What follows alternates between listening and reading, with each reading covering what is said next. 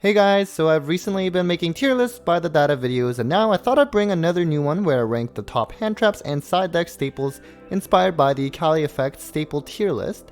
Now a lot of you may think that I should be splitting the hand traps and staples separately, but to be honest there's only so many hand traps that are played in a given format, and I also don't want to make my videos more repetitive than they already are, so they're both being combined for this video.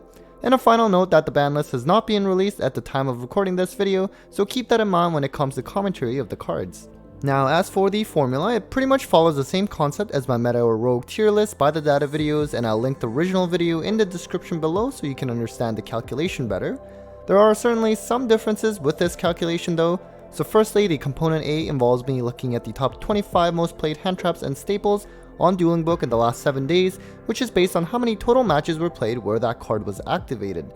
So let's say there were 1,000 total matches where any of these top 25 cards were played. If Ash Blossom was played in 200 of these matches, then that would mean component A would be 20%. So this isn't perfect because unlike decks, different cards can be played in the same match, so it's more of a proxy measure of how often the specific card is played. For component B, this is the match win percentage where that card was activated. In my meta and rogue tier list videos, I give this win percentage a 50% boost in the calculation because I consider the win percentage to be very important, but for this calculation, I'm actually decreasing its impact by 50%, mainly because I think this win percentage provided by YGScope has a lot of flaws. For example, the match win percentage for each card just means in a given match, which could involve 2 or 3 games, if that specific card was played in any of those games, that leads to the match win percentage. So it certainly isn't going to tell you how much of an actual impact the card had in winning the match, so I'm still including it, but with a little impact on the formula. The win percentage is also multiplied by how often the card was played, just because some cards may have a really high win percentage but had limited small sample size. And lastly, if you watch my data videos, you'll know that I provide a breakdown of the most played hand traps and staples among the topping lists from YCS or other high level events. I'm going to use the breakdowns from my recent YCS Guadalajara and Bogota as part of this calculation, where if certain cards were played in any of the topping lists, they will get additional points based on how often it was played. There's a bit of limitation to this as well since I wasn't able to get all of the topping YCS lists, but only those that were publicly available online. As for the categorization of tiers, which I'm just labeling as A to D, this is exactly the same as my meta and rogue tier list calculations, so I won't go over them here, but you can just watch my old video if you're interested. So starting off, no surprise, is Ash Blossom with the highest staple score. Not only is it the most played hand trap or staple on Dueling Book, it was also the most played hand trap in the topping YCS list. Technically not much of a side deck card since it's almost always just main decked if a player runs it. The most generic hand trap of them all, and really key at the moment because of Branded Fusion and Fusion Destiny being so common in the current format. Next we have Called by the Grave, which mainly got its high score because so many of the topping YCS lists play this card, and while predominantly run in the main deck, there's definitely lists that are citing this as well. Originally, it was meant for stopping hand traps, but lately it's just become a powerful card in stopping key cards in the current format such as DPE, Scythe, and stopping branded plays. While it's only at 1, you are most likely going to be able to find some use for it when you draw it. After that we have Ghost Spell, which is another card that had a lot of representation in the topping YCS list. It was already popular because it can stop DPE from recurring among many things, but now that branded Despia is tier 1, it can stop branded in red as well. It's getting a Starlight rare soon too. Next we have Infinite Impermanence, another generic monster effect negating hand trap that may not be a big impact card, but is certainly very flexible as it's useful when drawing as your 6th card, and not to mention can negate floodgates for a turn if you set it pre-hand. After that we have another monster negation card in Forbidden Droplets, which saw a good amount of representation among the topping YCS list as well. Great against Scythe, and also something like Guardian Chimera, which gets summoned on your turn for the pop and draw, but it can be pretty bad against Flunder if they draw the Shifter. Now technically, based on the score, Ghost Ogre was categorized as tier B, but because its staple tier score was so close to Droplets, I decided to just put it in tier A instead. Another popular hand trap because of its impact on the Brave token engine, as well as the Flunder Field spell, although it's not good against branded Despia. The match win percentage when this card was activated was on the lower side at 48% as well, although as I mentioned earlier in the video, these win percentages need to be taken with a grain of salt. So on to tier B, and we are starting off with our first back removal in Twin Twisters. While technically something like Feather Duster or Lightning Storm are more powerful back row removal, the quick play nature of Twin makes it really popular at the moment because it can snipe cards like Pandemonium or Dreaming Town, which can only be activated in the main phase. And speaking of why quick play back row removal is popular right now is because of something like Anti-Spell Fragrance, which has become popular because of Branded Despia becoming tier 1. When it comes to Floodgates, it's maybe the best one right now that most decks can run since Branded Despia is quite spell heavy. After that, we have another hand trap in Nibiru, which I think this might even be a little high on this list, since it is pretty bad against Branded Despia and Fluandereeze, which are some of the most played decks right now.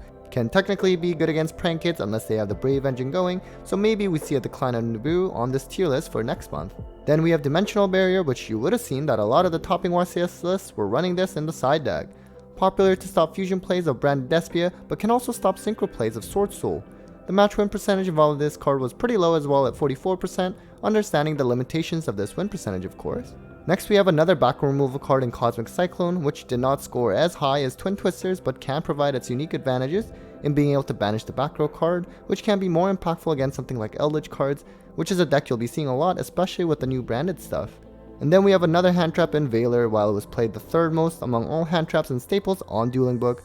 I suppose it scored a lot lower than other cards because it wasn't run in the topping YCS list as much, although it was still decently common. Another monster negation that's proving to be useful after all this time and can serve as a tuner for Hulk plays as well. Then we have Super Poly, which is super format dependent, but we are in a fusion based format thanks to branded, and we also saw several topping YCS lists play this card, which boosted the tier score.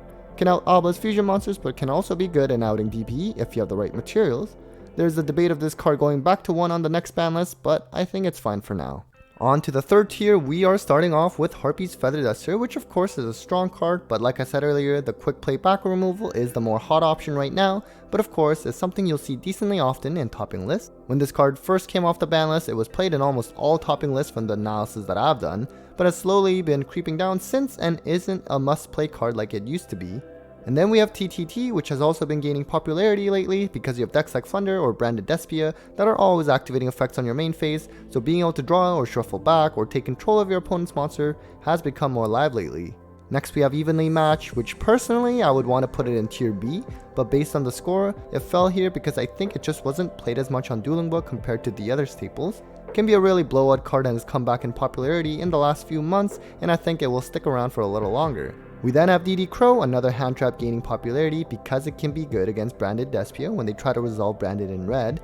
Can be also good to banish that Eldritch or DPE as well, so it's a hand trap that you may want to consider running, although it is going to be bad against something like Flunder. Another hand trap in Gamma takes the next spot, which is certainly powerful, but I suppose because of having to run Driver, you have other monster negation like Impermanence or Effect Failure being scored higher here because it's just more widely played. Next we have Crossout Designator, which is sort of like a Call by the Grave and has become more popular lately as well, and this card can also be good when there's a lot of mirror matches going on, so the rise of Branded Despia has given the rise in popularity of this card as well. After that we have one of the most evil cards printed in Mystic Mine, which had a pretty high match win percentage at 56% when this card was played, and this card can just be an auto win button too many times. Not every deck can run this in the side of course, and is usually used in decks that have a field spell of their own so they can easily out their own mine. Then we have a hand trap that has quickly lost in popularity in the last couple months, Droll and Lockbird. Still good against rogue decks, but because you have decks like Drytron or Dragon Link fall out of tier 1, it's not as commonly played, but we'll see the rise of this card again at some point as it is very format dependent. Finally on tier C is Lightning Storm, which is mostly used for back removal but has that option of outing attack position monsters. About a quarter of the topping YCS lists use this card as well, and is a pretty dang good side deck card against most strategies. And to cover the last few cards in tier D, we start with Solemn Judgment. Now this is obviously a really good card, so don't think that just because it's in tier D that it sucks or anything. Realistically, for any of the cards that made it onto this tier list, it means they are good and popular cards since I'm basing it off the top 25 most played staples online. I guess it just wasn't played as much online as some of the other cards, but definitely a key staple card to have. Next we have D-Shifter, which scored low only because most decks can't actually run this card, so it didn't have a lot of contribution. A deck like Flunder can of course utilize this card very well, and you can honestly argue that it is the best hand trap available right now if you are able to use it in your deck. It can just win games on its own, and so it's not surprising that there's a pretty high win percentage associated with this card. Lastly, we have Skill Drain, which again likely scored low because it's not a card that every deck can run, but just a select few like Eldritch variants or something like Prank Kids. If you can run it, definitely one of the best staple cards you can run for some easy wins. Not sure why it came to 3 on the last ban list, but hopefully this goes away again to 1 sometime. Alright guys, so that was it for my first ever side deck staple tier list by the data. Let me know what you thought about the video and whether I should continue with it moving forward. Once we finally get that ban list, I'm curious how this tier list will shift, if at all. Once again, thanks to my lovely patrons and welcome to my newest patron, Gridora.